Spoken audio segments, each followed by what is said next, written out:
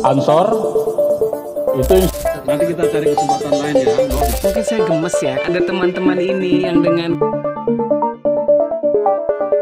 kemarin ada pertemuan kiai-kiai seluruh Indonesia di Jombang untuk membicarakan hal-hal terkait dengan perkembangan di dalam Partai Kebangkitan Bangsa yang juga dihadiri oleh Kiai Anwar Iskandar dan Pak Amin Said Husni yang mendapatkan tugas dari Pleno PBNU untuk mendalami masalah-masalah terkait hubungan antara PKB dengan Nahdlatul Ulama. Dan kemudian sesudah pertemuan itu diatur untuk melaporkan hasilnya kepada Rois Am pada pagi ini. Sedangkan kebetulan saya sedang berada di Surabaya untuk berkonsolidasi dengan PCNU Surabaya terkait persiapan pelaksanaan Hari Santri tahun ini. Sehingga kemudian saya juga dipanggil untuk ikut hadir di sini mendengarkan laporan dari Kiai Anwar Iskandar dan Pak Amin Said Husni di depan Rois Am dan para kiai sepuh yang sekarang juga bersama-sama saya di sini. Dan kemudian saya mendapatkan perintah dari Rois Am untuk menindaklanjuti laporan dari Kiai Anwar Iskandar dan Pak Amin Said Husni tersebut. Pertama-tama perlu saya jelaskan sebagai klarifikasi bahwa masalah ini sebetulnya bukan masalah baru. Ini bukan baru kemarin, bukan baru beberapa bulan ini, tetapi ini adalah masalah yang sudah berlangsung lama, sudah lebih dari 15 tahun. Terjadi masalah di dalam hubungan antara PKB dengan Nahdlatul Ulama. Sudah lama sekali. Tapi memang selama ini belum pernah dilakukan upaya-upaya yang decisif untuk mengelolanya. Sampai kemudian di dalam pleno kemarin ada keputusan untuk berupaya melakukan langkah-langkah pengelolaan yang strategis, yang sistematis, yang decisif untuk mengadres atau mengurai permasalahan terkait dengan hubungan antara NU dengan PKB ini. Nah, dalam rentang sekian lama ini, setelah dilakukan pendalaman, baik melalui studi terhadap dokumen-dokumen yang pernah ada selama ini, maupun juga dari keterangan para narasumber yang diundang, ada satu masalah sangat mendasar sekurang-kurangnya yang saya kira bisa langsung dilihat dan dirasakan oleh semua orang, yaitu bahwa di dalam PKB itu kedudukan Dewan Syuro telah dieliminasi sedemikian rupa, sehingga Dewan Syuro di dalam struktur PKB itu sekarang nyaris tidak lagi memiliki wewenang apapun di dalam pembuatan keputusan. Nah, ini adalah perubahan yang sangat fundamental terhadap desain PKB yang dulu disiapkan oleh PBNU pada saat didirikannya. Jadi kita tahu bahwa PKB ini didirikan oleh PBNU secara struktural melalui keputusan organisasi secara kelembagaan dan melalui konsolidasi struktural dari keseluruhan jajaran kepengurusan NU sampai ke bawah dengan desain yang sudah disiapkan oleh PBNU mengenai landasan-landasan nilainya dan struktur yang dirancang untuk memelihara nilai-nilai itu.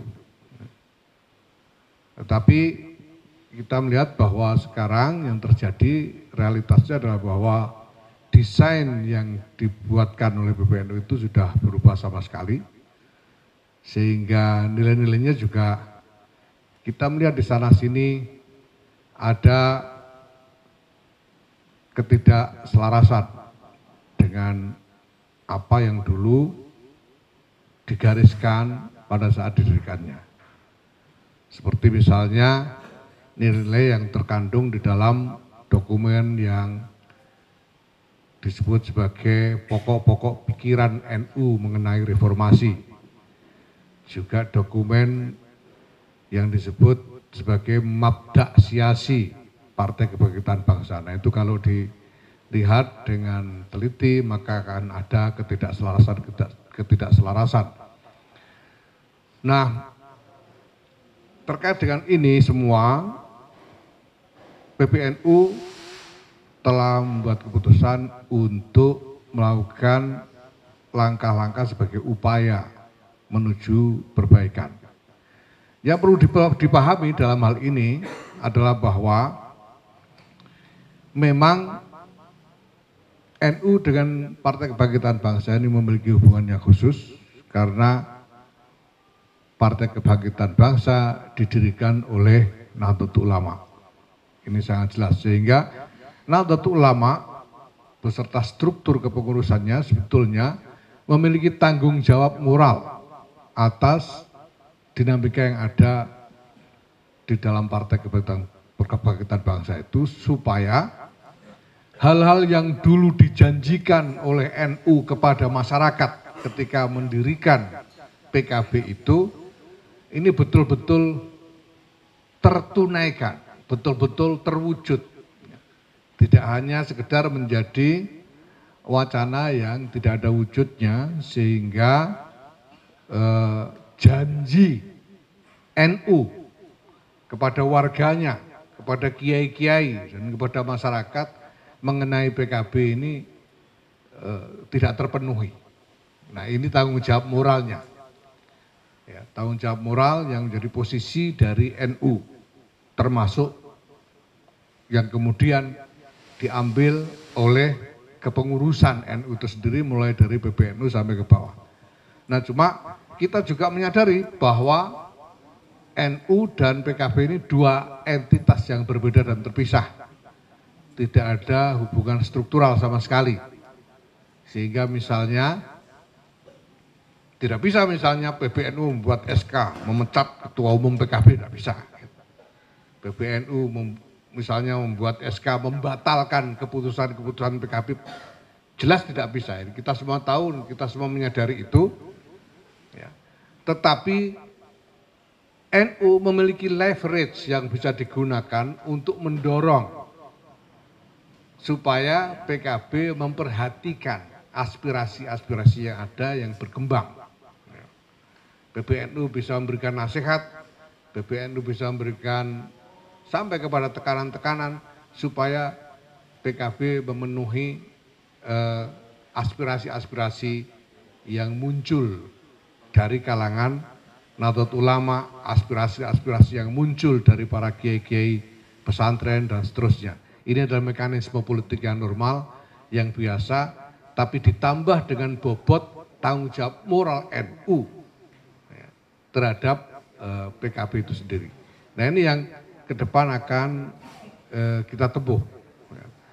Nah pada saat yang sama kita juga menyadari bahwa NU isinya NU ini bukan hanya PKB saja.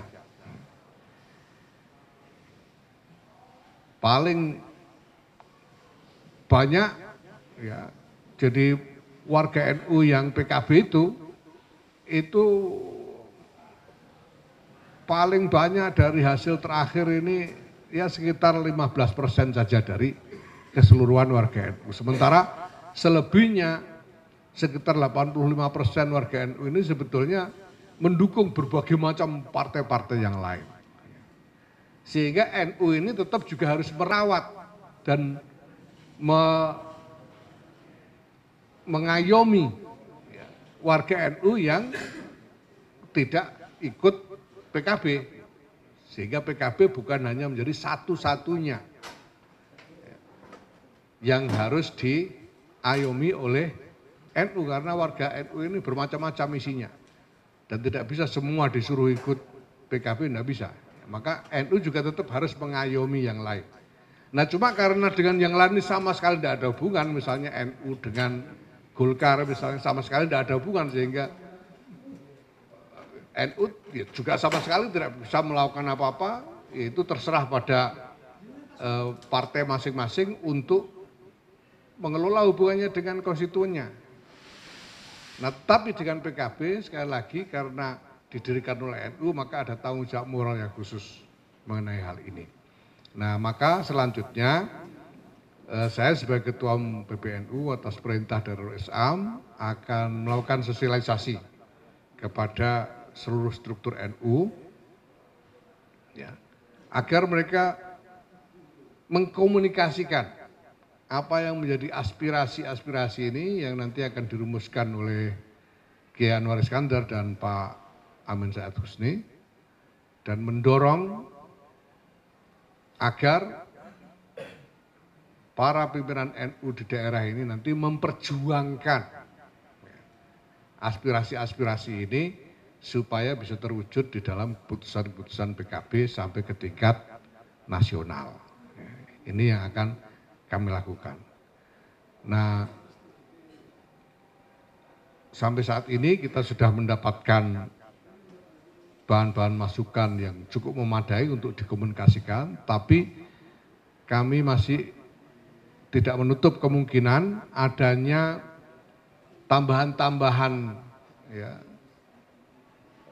informasi-informasi maupun wawasan dari berbagai tokoh yang lain yang mungkin nanti akan lebih lanjut diundang untuk berdialog dengan Kiai Anwar Iskandar dan Pak Amin Said Husni ke depannya.